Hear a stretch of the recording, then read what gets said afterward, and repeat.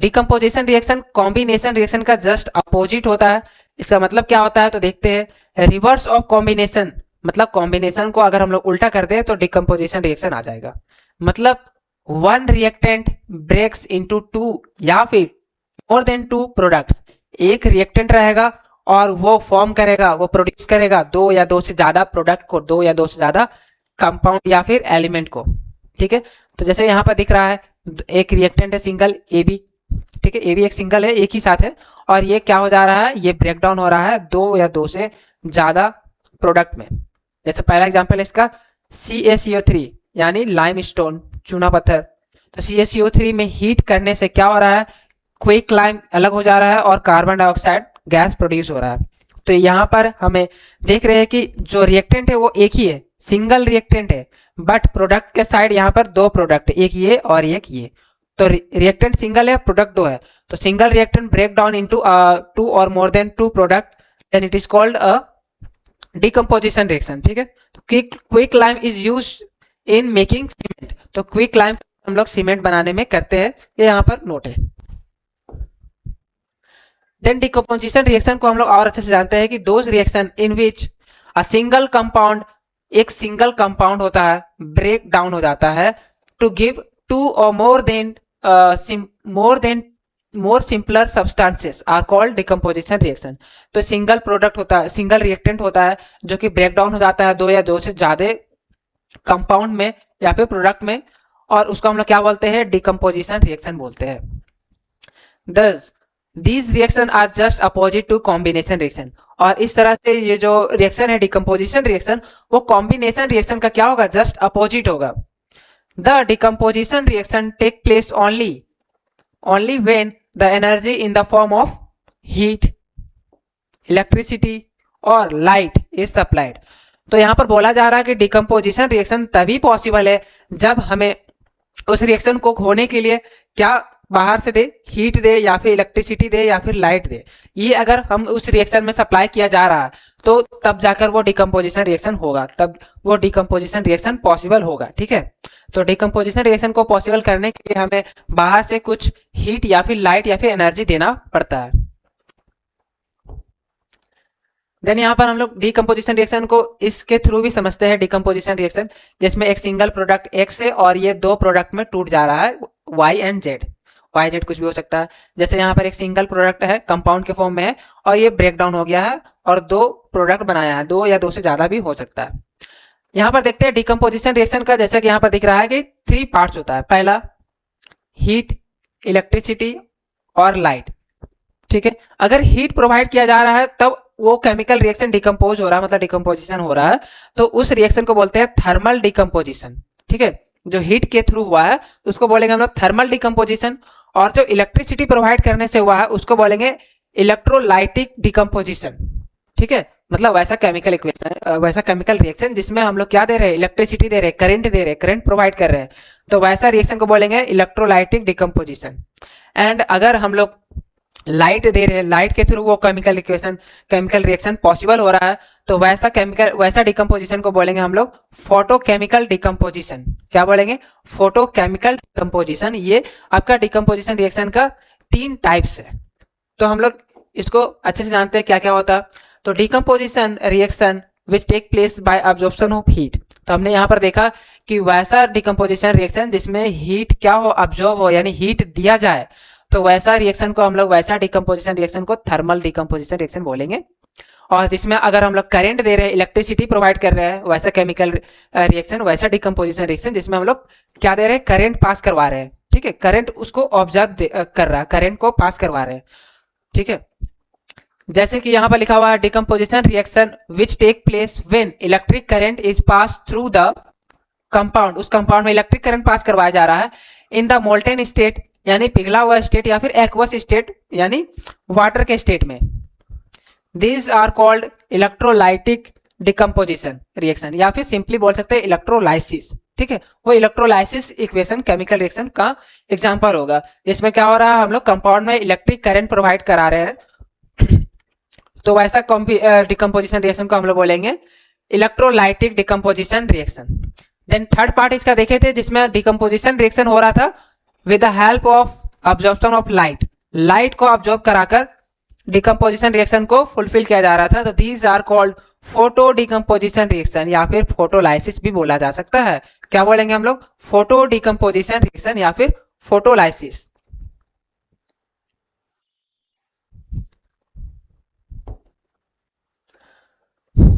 तो सबसे पहला जो हमारा हेडिंग था थर्मल डिकम्पोजिशन का सबसे पहला पार्ट थर्मल डिकम्पोजिशन, इसे हम लोग देखते हैं। तो यहाँ पर एक एग्जांपल के थ्रू समझा जा रहा है कि फेरस सल्फेट, जिसका कलर स्टार्टिंग में क्या था? ग्रीन कलर था। फेरस सल्फेट को रिएक्शन कराया जा रहा है हीट के थ्रू, मतलब हीट इसमें डाला जा रहा है, हीट को ऑब्जर्व कराया जा रहा है और ये फेरिक ऑक्साइड और सल्फर ऑक्साइड और सल्फर ट्राईऑक्साइड में चेंज हो रहा है, सल्फर डाइऑक्साइड और सल्फर ट्राईऑक्साइड में। ठीक है, तो ये एक डिकम्पोजिशन रिएक्शन होगा, थर्मल डिकम्पोजिशन, क्योंकि यहाँ पर हीट प्रोवाइड किया जा रहा है। जिसमें हम लोग यहाँ पर देख रहे हैं कि जो फेरस सल्फेट था वो ग्रीन कलर था, लेकिन जैसे ही उसमें हीट दिया गया तो वो रेडिश ब्राउन कलर में चेंज हो गया। तो हमने केमिकल रिएक्शन का कैरेक्टरिस्टिक्स में देखा था कि कलर चेंज होता है, तो वैसा रिएक्शन को केमिकल रिएक्शन बोलेंगे। उसका प्रॉपर्टी होता है कलर चेंज होना, टेम्परेचर चेंज होना। तो यहाँ पर कलर चेंज हो रहा है। तो यहाँ पर लिखा हुआ क्या कि ferrous sulphate crystal are green in colour. तो फेरस सल्फेट पहले सॉलिड था यानी क्रिस्टल फॉर्म में था, जिसका कलर क्या था? ग्रीन था। ऑन हीटिंग मतलब जब इसे हीट किया गया फेरस सल्फेट को, तो इसके अंदर का वाटर निकल गया बाहर और क्या हो गया? ये अपना इसके अंदर का जो वाटर था water and change to white colour. ठीक है, वाटर निकलने के कारण वो व्हाइट कलर में चेंज हो गया ऑन फर्दर हीटिंग, और उसको वापस से और हीट किया गया तो जो फेरिक ऑक्साइड बन गया। क्या बना? ये ferric oxide Fe2O3 ferric oxide बना, which is reddish brown in colour. तो अगर हम लोग नॉर्मली जनरली एग्जांपल देखते हैं कि जो आयरन का मेटल होता है, आयरन का कुछ भी चीज होता है, सब्सटेंस या मैटर कुछ भी होता है, तो उसमें क्या होता है? धीरे धीरे बाहर खुला में रखने के कारण उसमें जंक लग जाता है। उसमें क्या हो जाता है? जंक लग जाता है, रस्ट लग जाता है, और जिसका कलर क्या होता है? रेडिश ब्राउन होता है। तो ये भी जो Fe2O3 है वो जंग का ही एक केमिकल इक्वेशन है, केमिकल फॉर्मूला है, रस्ट का ही केमिकल फॉर्मूला है। तो उसको दोबारा से हीटिंग किया गया तो क्या चेंज हो गया? उसका वाटर बाहर निकल गया और फेरिक ऑक्साइड में चेंज हो गया, जिसका कलर क्या होगा? Reddish brown. जिसका कलर क्या होगा? Reddish brown. Smell of burning sulphur या फिर मैच स्टिक, जो कि मैच स्टिक में होता है ना सल्फर। ठीक है, मैच स्टिक का जो ऊपर जो ब्राउन ब्राउन कलर का होता है वो सल्फर होता है। तो जैसे ही हम लोग मैच स्टिक को जलाते हैं तो सल्फर बर्न होता है। स्मेल ऑफ SO2 गैस यानी सफोकेटिंग ऑर्डर कलर स्मेल का होता है, थोड़ा सा सफोकेटिंग होता है, और पंजेंट स्मेल होता है, मतलब थोड़ा खराब स्मेल होता है। SO2 and SO3 are air pollutant and acidic in nature. तो यहाँ पर जो SO2 और SO3 बन रहा है वो क्या होगा? वो एक एयर पॉल्यूटेंट है। क्या है? एयर पॉल्यूटेंट है, मतलब एयर को पॉल्यूट करता है, और क्या होता है? नेचर में एसिडिक होता है, मतलब एसिडिक होता है। Thermal decomposition and endothermic reaction. तो ये एग्जांपल किसका होगा? थर्मल डिकम्पोजिशन का एग्जांपल होगा, एंडोथर्मिक रिएक्शन का एग्जांपल होगा। ठीक है, जिसमें हम लोग क्या कर रहे हैं? हीट को डाल रहे हैं, हीट इसमें ऑब्जर्व कर रहा है। तो हम लोग यहाँ पर देखे थे हीट ऑब्जर्व कर रहा है, तो थर्मल डिकम्पोजिशन या फिर इसको एंडोथर्मिक रिएक्शन भी बोल सकते हैं। यहाँ पर एक और एग्जांपल है, अगर हम लोग FeSO4.7H2O, ये ग्रीन कलर का होगा, जो कि हीट डालने से FeSO4 और उसके अंदर का जो जो वाटर है वो अलग हो जाएगा। 7H2 मतलब वाटर का जो 7 मॉलिक्यूल्स है वो अलग हो जाएगा और उसका कलर चेंज हो जाएगा, ग्रीन कलर से व्हाइट कलर हो जाएगा। ठीक है, यानी स्टार्टिंग में क्या होगा? वो ग्रीन कलर होगा, उसके बाद वो ग्रीन कलर से व्हाइट कलर में चेंज हो जाएगा। ठीक है, हीट देने से।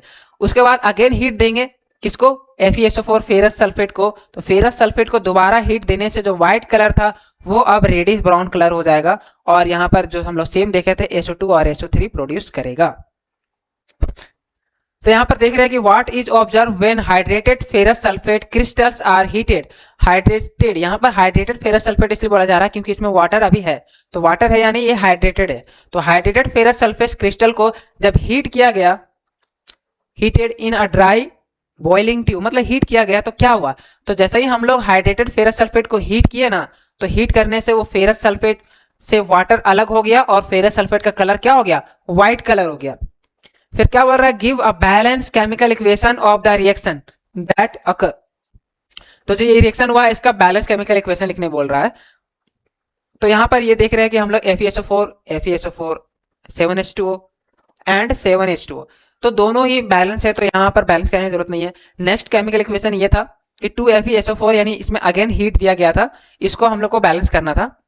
तो आयरन यहाँ पर 1 था, इसको 2 से मल्टीप्लाई किया क्योंकि यहाँ पर Fe2 था, यानी आयरन यहाँ पर 2 था। सल्फर यहाँ पर 2 है, सल्फर यहाँ पर S और H 2 है। ऑक्सीजन यहाँ पर 4 इंटू 2 8 है। ऑक्सीजन यहाँ पर 2 इधर और इधर 3 प्लस 2 5 प्लस 3 8। तो यानी यहाँ पर ये जो केमिकल इक्वेशन ये बैलेंस है, ठीक है।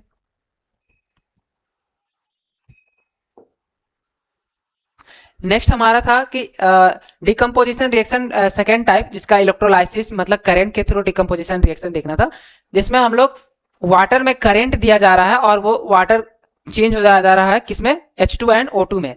मतलब यहाँ पर वाटर लिया गया है लिक्विड फॉर्म में, इसमें क्या दिया गया है, करंट पास करवाया गया है। करंट पास करवाने के कारण यहाँ पर वाटर ब्रेक डाउन हो जा रहा है H2 एंड O2 में।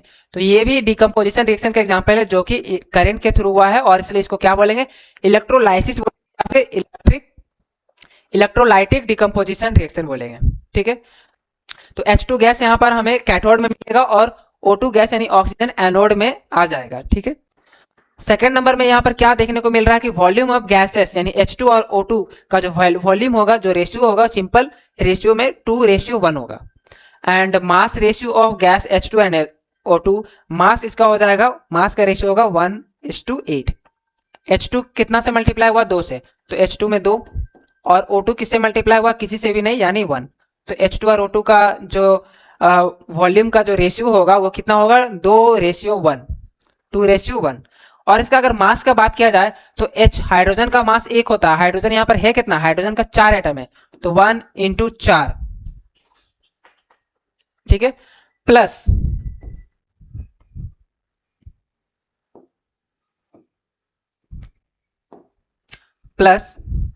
अब यहां पर देखेंगे ऑक्सीजन, ऑक्सीजन का ऐसे मास होता है कितना, 16 इंटू, ऑक्सीजन यहां पर कितना है, 2 है, तो 16 इंटू 2, ठीक है। और रेशियो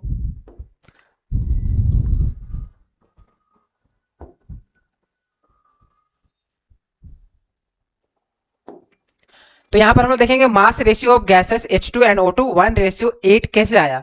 तो यहां पर हाइड्रोजन का मास होता है 1 और हाइड्रोजन कितना है 4, तो 1 इंटू 4, रेशियो ऑक्सीजन का मास होता है 16 और ऑक्सीजन कितना है 2 है, तो 16 इंटू 2। तो ये यहाँ पर 4 और 16 4 का टेबल में कट जाएगा, कैंसिल हो जाएगा, यहाँ पर बचेगा 1:4 2 8। तो यहाँ पर आ जाएगा आपका 1:8 जो कि मास रेशियो होगा हाइड्रोजन और ऑक्सीजन का, ठीक है। तो यहाँ पर हम लोग एक क्वेश्चन सॉल्व करेंगे जिसमें क्या है, while electrolyzing water before passing the current some drops of an acid are added। why, जब हम लोग इलेक्ट्रोलाइसिस करते हैं वाटर का तो इसमें करंट पास कराने से पहले उसमें कुछ एसिड का ड्रॉप डालते हैं, ऐसा क्यों करते हैं। नेक्स्ट इसमें क्या बोल रहा है कि name the gases liberate at the cathode and anode, उसमें गैस लिबरेट क्या हो रहा है, कैथोड में कौन सा गैस आ रहा है और एनोड में कौन सा गैस आ रहा है, वो हम लोग को बताना है। Right the relationship between the volume of gas collected at the anode and the volume of gas collected at the cathode। तो इसका आंसर देना है जो कि 2023 में सीबीएसई का एग्जाम में आया था। तो इसका आंसर क्या होगा, pure water is a pure conductor. तो जो प्योर वाटर होता है वो प्योर कंडक्टर होता है, मतलब बैड कंडक्टर होता है। क्या होता है, पुअर कंडक्टर मतलब बैड कंडक्टर होता है, किसका, इलेक्ट्रिसिटी का। तो इलेक्ट्रिसिटी का बैड कंडक्टर होता है, उसको गुड कंडक्टर बनाने के लिए उसमें क्या डाला जाता है, few drops of dilute acid डाला जाता है। एसिड में हम लोग सल्फ्यूरिक एसिड या फिर और भी कुछ एसिड डाल सकते हैं। तो इसलिए जब इलेक्ट्रोलाइजिंग करते हैं वाटर का तो करंट पास करवाने से पहले वाटर में कुछ ड्रॉप्स एसिड का डाल देते हैं। देन यहां पर बोल रहा था कि नेम द गैस, जो कि कैथोड में होगा और एनोड में होगा। तो जो गैस लिबरेट करेगा कैथोड से वो हाइड्रोजन गैस होगा और जो लिबरेट करेगा एनोड से वो ऑक्सीजन गैस होगा, ठीक है। एंड लास्टली क्या बोला जा रहा है कि between the volume of gas collected at the anode, हाँ ये हो गया कंप्लीट। नेक्स्ट हम लोग देखते हैं फोटोकेमिकल डिकम्पोजिशन। ये डिकम्पोजिशन का थर्ड पार्ट है और लास्ट पार्ट है। तो इसमें क्या होगा, हम लोग डिकम्पोजिशन रिएक्शन को कराएंगे with the help of light. तो यहाँ पर सनलाइट के थ्रू डिकम्पोजिशन हो रहा है किसका, AgCl का, सिल्वर क्लोराइड का। तो यहाँ पर AgCl जो व्हाइट कलर का था अब ये किस कलर में चेंज हो गया, ग्रे कलर में चेंज हो गया, और जो क्लोरीन फॉर्म हुआ ये येलोइश ग्रीन कलर, ठीक है। अब अगर AgCl की जगह AgBr ले, सिल्वर ब्रोमाइड, तो यहाँ पर अगर सनलाइट दिया जाए तो ये किस में चेंज हो जाएगा, ये चेंज हो जाएगा Ag प्लस Br2 सेम चीज में, जो कि आपका फोटो केमिकल डिकम्पोजिशन रिएक्शन का एग्जांपल होगा। This is why AgCl and AgBr are kept in black colour bottles to protect from sunlight. तो इसलिए AgCl या AgBr को हम लोग ब्लैक बोतल में रखते हैं ताकि वो सनलाइट से क्या रहे, बचा रहे और उसका कलर चेंज ना हो, व्हाइट कलर से ग्रे कलर में चेंज ना हो इसलिए। Silver chloride kept in a china disc turns grey in sunlight. तो हम लोग यहाँ पर क्या बोल रहा है कि write a colour of silver chloride when it was kept in the china disk. तो जब चाइना डिस्क में सिल्वर क्लोराइड को रखा जाता है तो उसका कलर क्या हो जाता है, चेंज हो जाता है, उसका कलर चेंज होकर ग्रे कलर में चेंज हो जाता है। तो यहाँ पर ये क्या हो जाता है, ग्रे कलर। तो क्वेश्चन पूछ रहा है कि सिल्वर क्लोराइड जो पहले का चाइना डिस्क में रखा हुआ था स्टार्टिंग में, तो उसका कलर क्या था, तो यहाँ पर उसका कलर क्या होगा, व्हाइट कलर होगा। किस कलर का होगा, व्हाइट कलर का। तो सबसे पहला क्वेश्चन जिसमें बोला है कि write the colour of silver chloride when it was kept in the china disk, जब चाइना डिस्क में रखा गया था तो कैसा कलर होगा, व्हाइट कलर होगा। तो silver chloride was white in colour when it kept in a china disk. Second question है कि name the type of chemical reaction, कौन सा केमिकल रिएक्शन हुआ है एंड उसका केमिकल इक्वेशन भी हम लोगों को लिखना है। तो जो केमिकल रिएक्शन हुआ है उसको हम लोग बोलेंगे फोटोकेमिकल डिकम्पोजिशन रिएक्शन, और उसका रिएक्शन होगा 2AgCl रिएक्ट किया है तो बना क्या है 2Ag प्लस Cl2, यानी ये व्हाइट कलर का होगा और रिएक्ट करने से ये ग्रे कलर का हो जाएगा। और ये जो रिएक्शन हुआ है with the help of sunlight, sunlight में रखने के कारण हुआ है। सी नंबर में क्या बोल रहा है कि state one use of reaction, इस रिएक्शन का क्या यूज होता है। Name one more chemical which can be use for the same purpose. ठीक है, तो इसका यूज क्या होता है, तो this reaction is use in black and white photography. Black and white photography हम लोग करते हैं तो उसमें इस केमिकल रिएक्शन का यूज किया जाता है। And silver bromide can also be use to form same purpose. तो सिल्वर ब्रोमाइड का, जैसे सिल्वर क्लोराइड का ये रिएक्शन हुआ है, तो सिल्वर ब्रोमाइड का भी हम लोग यूज कर सकते हैं सेम पर्पस को फुलफिल करने के लिए। तो ये हमारा तीनों क्वेश्चन का आंसर। तो आई होप आपको आज का वीडियो बहुत अच्छा लगा होगा। तो हम लोग मिलते हैं अपने नेक्स्ट वीडियो में। Thank you.